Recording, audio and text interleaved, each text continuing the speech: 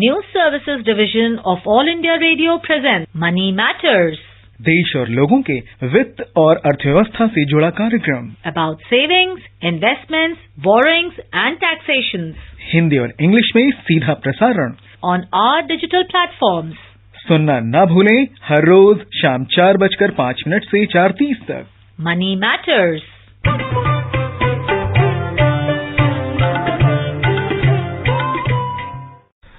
Good evening and welcome to the Saturday edition of Money Matters, a financial literacy program on our official YouTube channel and other digital platforms. A program in which we bring you information on personal finance like savings, investments, borrowings and taxation. Today's topic is Standup India, and if you have any query on this topic, then you can send your questions to our email ID moneymatters.air@gmail.com or write on the comments section of the YouTube program that you are listening to right at this time live. My name is Rajesh Lake and with me is my co-anchor in Hindi, Amrish Saxena. नमस्कार, money matters में आपका स्वागत है। देश और लोगों के वित्त और अर्थव्यवस्था से जुड़े इस द्विभाषीय कार्यक्रम में आर्थिक खबरें आप तक लाने के अलावा हम रोज एक निर्धारित विषय पर अपनी चर्चा केंद्रित करते हैं। आज का विषय है स्टैंड अप इंडिया। श्रोताओं, इस कार्यक्रम में हम आपके प्रश्न भी शामिल करते हैं। प्रश्न भेजने के लिए हमारा ईमेल आईडी है moneymatters.air@gmail.com। इसके अलावा YouTube चैनल के कमेंट सेक्शन में जाकर भी आप अपना प्रश्न हमें भेज सकते हैं। आज के कार्यक्रम में हमारे साथ चर्चा करने के लिए आमंत्रित हैं वरिष्ठ आर्थिक पत्रकार उदयन रे। उदयन, मनी मैटर्स में आपका स्वागत है। धन्यवाद। और अब आज की आर्थिक खबरों के साथ मौजूद हैं राजेश लेख। We begin today's program with the topic Stand Up India, and my first question to you then is, what is the Stand Up India scheme? Rajesh, as you would be knowing, this government has been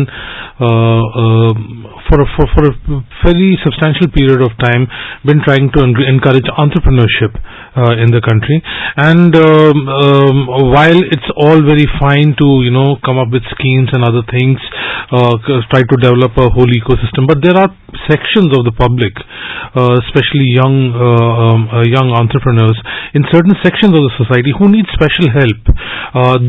They need a little bit more of hand-holding, which some of these government schemes are doing, like Startup India.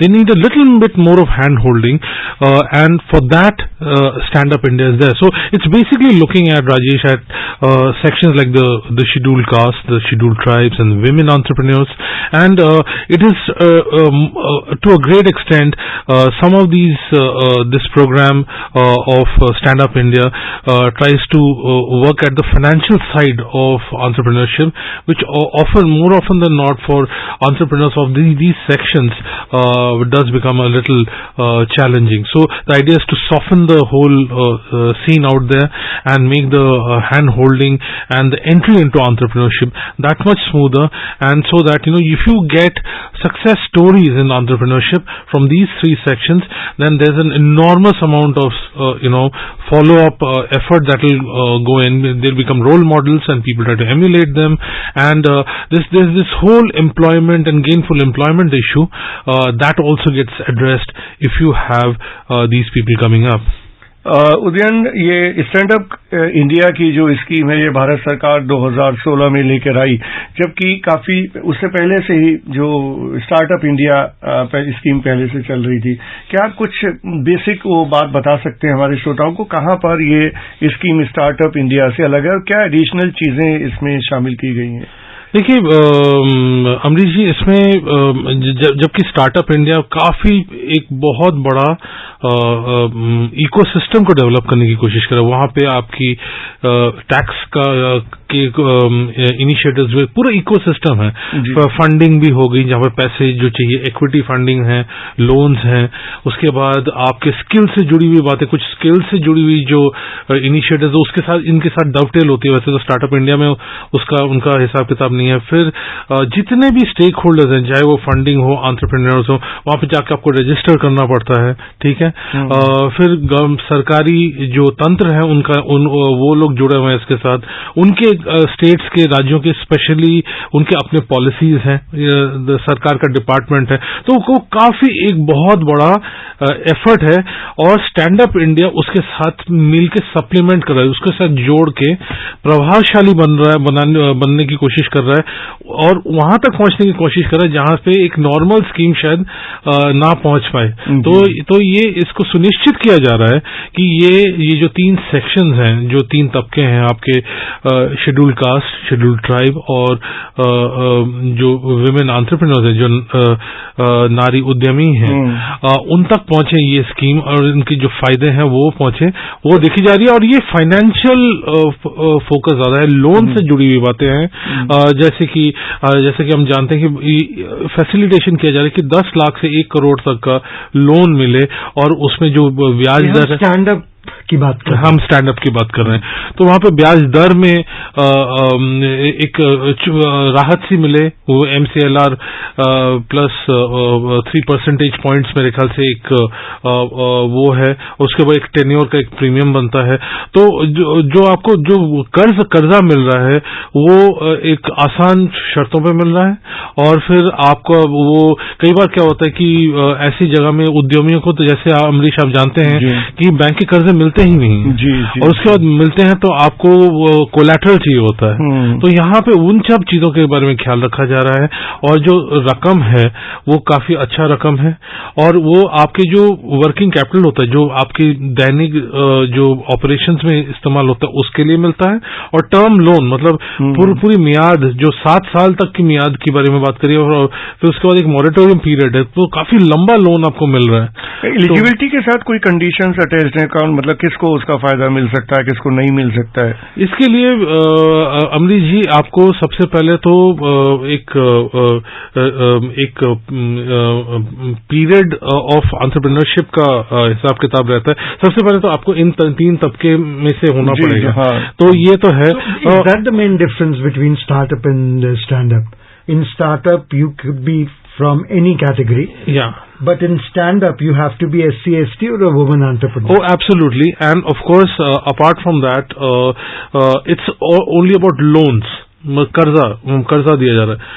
On the other hand, startup India में काफी सारे ऐसे आपके steps हैं, कदम हैं जो equity से जुड़े हुए हैं। आप देखेंगे वहां पे टैक्स से मिली हुई बातें हैं, जो कि कैपिटल गेन, जो इन्वेस्ट कर रहे हैं, निवेशक है इक्विटी में, वो वहां पे छूट मिल रही है। वहां पे इनकम में आपको छूट मिली जा रही है। अगर 2016 के आसपास, उसके बाद से आपने एस्टैब्लिश किया, 3 साल की आपको इनकम टैक्स की छूट है, वगैरह वगैरह, इस टाइप की चीजें। यहाँ पे हम सिर्फ कर्जों के बारे में बात हो रही है।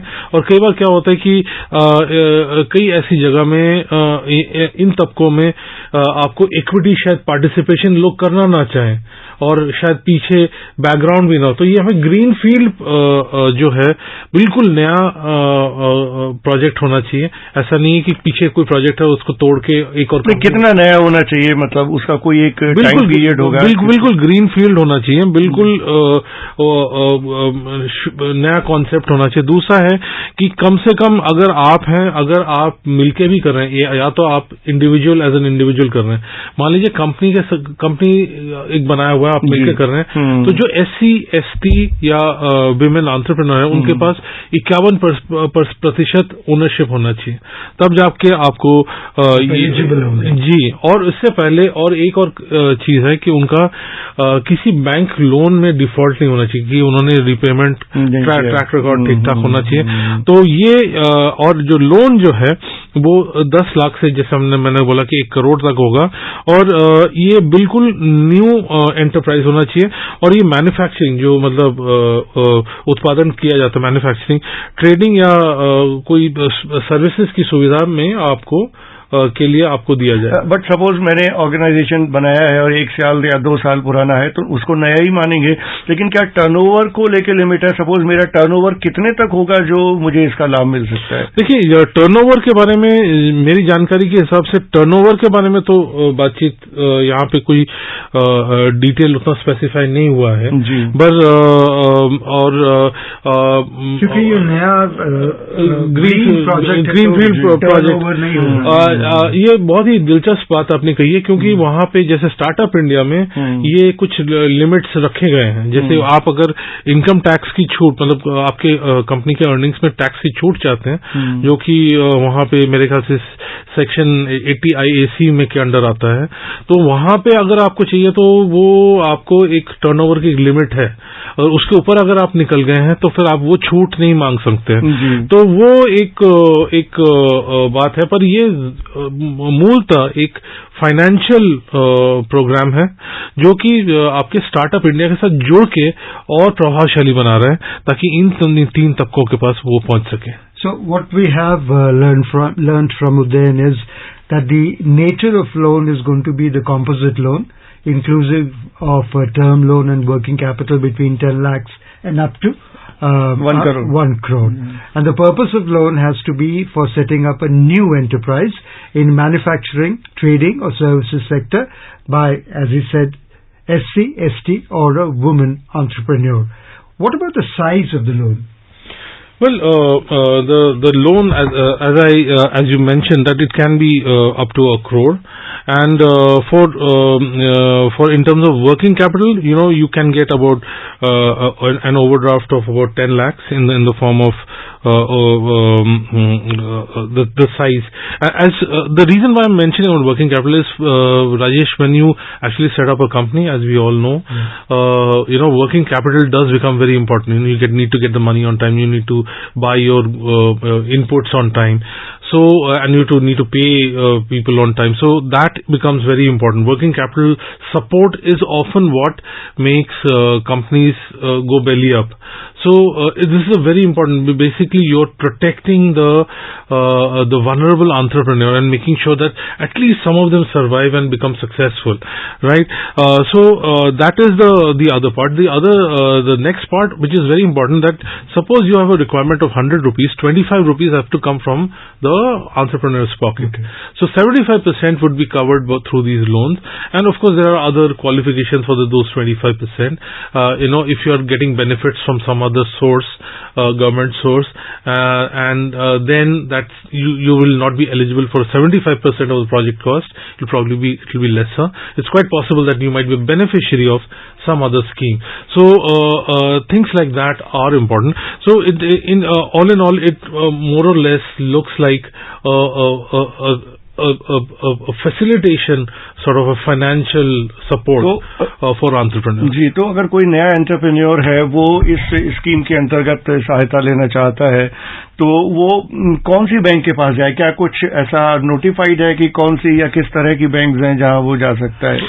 Then we will take your answer after this break. You are listening to Money Matters. You're listening to Money Matters on our News on AIR official YouTube channel. You may ask questions in the comments section of the YouTube channel and through our email ID moneymatters.air@gmail.com. श्रोताओं, हम आपको यहाँ पे बताना चाहेंगे कि हमने वित्तीय साक्षरता और वित्तीय समावेशन पर एक नया कार्यक्रम मनी मैटर्स अपने आधिकारिक यूट्यूब चैनल और डिजिटल प्लेटफॉर्म्स पर शुरू किया है। ये प्रोग्राम शाम 4:05 से लेकर 4:30 बजे तक प्रसारित किया जाता है। इस कार्यक्रम में आप भी ईमेल द्वारा शामिल हो सकते हैं और वित्तीय नियोजन के तहत बचत, निवेश, ऋण, करों जैसे विषयों पर सवाल पूछ सकते हैं। मनी मैटर्स का हर अंक किसी निर्धारित विषय पर केंद्रित है और कल का विषय है कमोडिटी मार्केट में कृषि उत्पादों का व्यापार। प्रश्न भेजने के लिए हमारा ईमेल आईडी है moneymatters.air@gmail.com। श्रोताओं, हमें आपके प्रश्नों का इंतजार रहेगा। सुनना न भूलें, हर शाम 4:05 से 4:30 तक मनी मैटर्स हमारे ऑफिशियल यूट्यूब चैनल पर।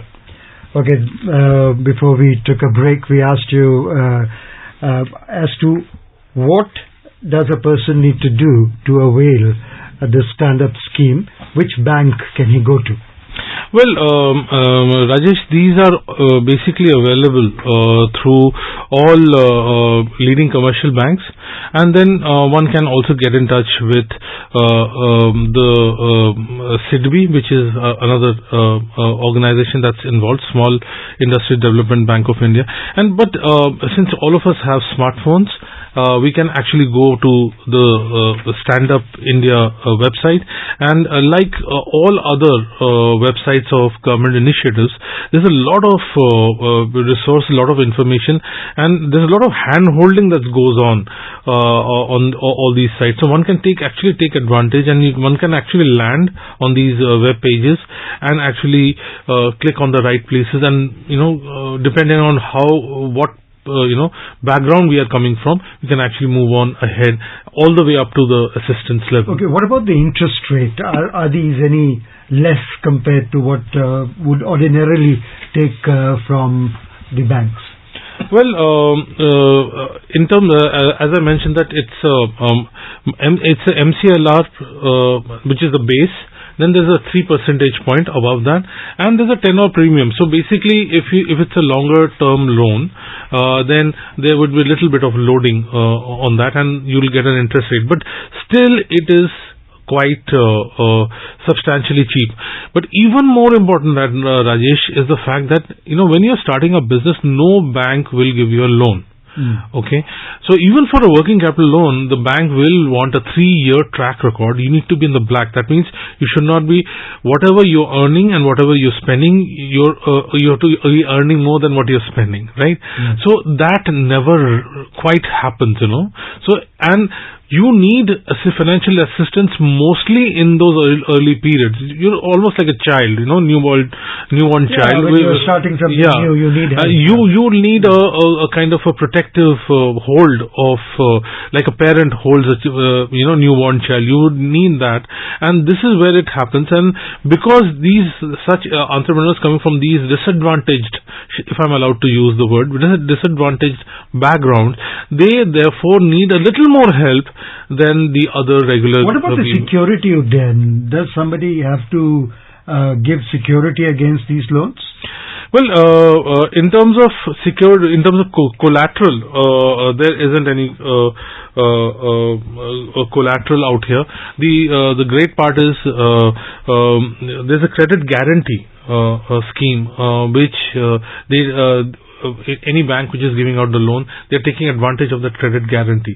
So therefore what's happening is banks also are a little more freer in giving these loans, simply because they don't have to worry about a default happening, because it's being guaranteed by and as we know, the scheme is the Credit Guarantee Fund scheme for this particular Standup India loan. लेकिन उधर इसमें चूंकि default का कितना chance होता है, मतलब क्या जैसे भी अभी जब से भी स्कीम शुरू हुई है, डिफॉल्ट की और सरकार उसको या बैंक उस डिफॉल्ट की प्रॉब्लम को किस तरह से एड्रेस करती है? देखिए, एक तो अमाउंट ही इतना छोटा है कि आप एक बहुत बड़ा उद्योग घराना डिफॉल्ट करता है और ये लोग ये डिफॉल्ट करते हैं, तो इसमें कोई मतलब तुलना ही नहीं है।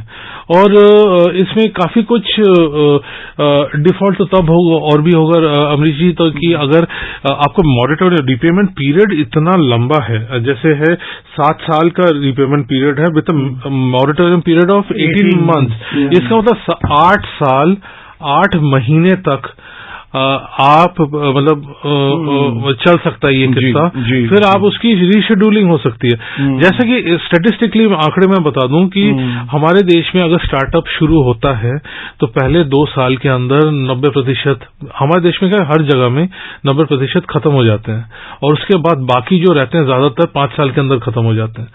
अगर ये मतलब आपने अगर इनकी लॉन्जेविटी बढ़ा दी, इस 7 साल तक का सपोर्ट बहुत जबरदस्त है, तो फिर क्या हो रहा है कि आपका जब आप लोन भी रीपे करते हैं, चीज ये होता है कि आपके ऊपर एक खर्चा बना होता है रीपेमेंट का, वो इंटरेस्ट रेट के कम और अवधि के बढ़ने की वजह से वो इतना कम हो जाता है कि आप लॉन्जेविटी मतलब फाइनेंशियल सपोर्ट का जो बेस है वो इतना बेहतर कर रहे हैं कि आप सुनिश्चित कर रहे हैं कि अगर आप 100 कंपनी को भी 100 एंटरप्रेन्योर्स को भी फंड करते हैं तो फिर भी आपको मतलब लेकिन suppose despite all these things, अगर सपोज 7 साल के बाद भी वो जो भी उसने अपना शुरू किया बिजनेस नहीं चल पाया, क्रेडिट गारंटी फंड जो है वो आके उसको आपके स्टेप इन करके बैंक्स को सिक्योर कर देता है।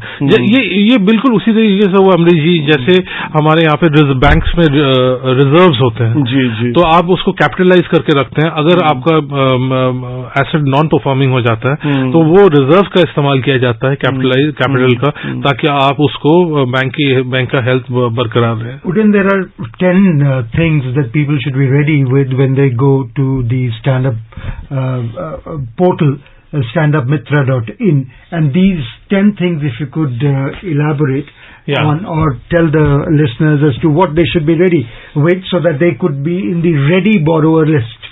So, Rajesh, as you rightly mentioned, that first you need to have details of your location.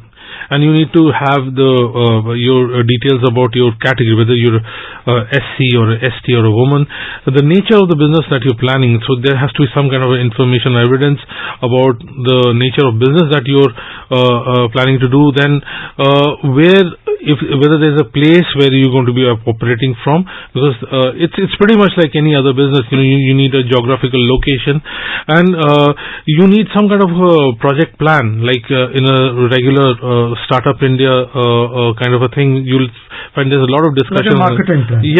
A business plan or marketing plan, right? And then you can also talk about skills and training requirements that are required, because Standup India also does, while it's primarily a financial sort of a support, but there are provisions for support in terms of skills and training, and they'll probably plug you. लेकिन उसे यहाँ पे जैसे project planning की बात है, तो project बनाने में भी क्या कोई एजेंसी मदद करती है? जी, ऐसे हैं, आपको मदद करने वाले मिल जाएंगे।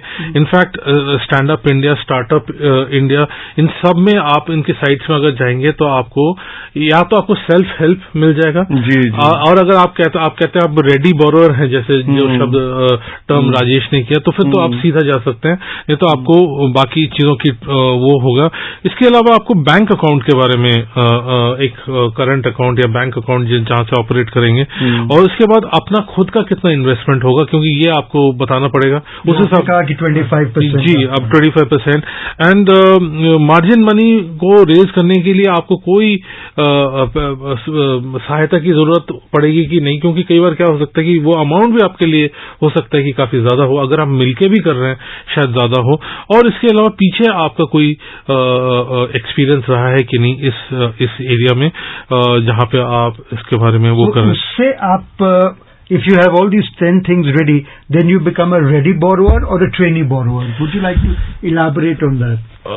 सो इसमें रेडी बोरोअर में तो कोई हैंड होल्डिंग की जरूरत नहीं पड़ती है, पर अगर आपको स्केल वगैरह ये सब चीजों की जरूरत पड़ रही है तो फिर आप ट्रेनी बोरोअर बन जाते हैं। और उसमें आपको हैंड होल्डिंग के लिए आपको रजिस्ट्रेशन करना पड़ता है, वहां पे पोर्टल में लिंक वगैरह है। एंड आपको सिडबी या नाबार्ड तो आपके कृषि से जुड़े हुए जो उद्यम है उसमें आ जाते हैं, और वो आपको ट्रेनिंग उसमें आपको दिया जो अमरीश कह रहे थे, जहां पर उनको वो बताएंगे कि कैसे बिजनेस प्लान बनाया जाता है। Perhaps that would also be included in the training. और उधर इसके अलावा स्कीम में क्या कुछ स्पेल आउट किया गया है कि किस किस एरिया में पर्टिकुलरली दिया जा सकता है? देखिए, सब जैसे कि उन्होंने बताया कि या तो आप मैन्युफैक्चरिंग करें, जाहिर है कि आप बहुत हैवी मैन्युफैक्चरिंग शायद हो ना पाएगी। उसके अंदर भी क्या कुछ स्पेसिफाई है कि कौन कौन से एरियाज मैन्युफैक्चरिंग में या सर्विस सेक्टर में कौन कौन से एरियाज हो सकते हैं जो देखिए आपके अगर इसमें कृषि से जुड़ी हुई जो एरियाज हैं वो तो हो ही गए हैं, और सिडबी जो है वो जो आपके जो लघु उद्योग हैं उनसे जुड़े हुए एरियाज में है, और वो सर्विसेज, ट्रेडिंग और आपकी मैन्युफैक्चरिंग, ये 3 एरियाज में आपका काम। और चलते हैं कार्यक्रम की समाप्ति की ओर। उदयन, इस कार्यक्रम में भाग लेने और हमारे श्रोताओं को बहुमूल्य जानकारी देने के लिए आपका धन्यवाद। धन्यवाद। Thank you, Udayan. And may we remind our listeners that tomorrow in Money Matters, our topic of discussion will be trading of agro products in commodity markets. That's all we have in this edition of Money Matters. Till tomorrow, goodbye.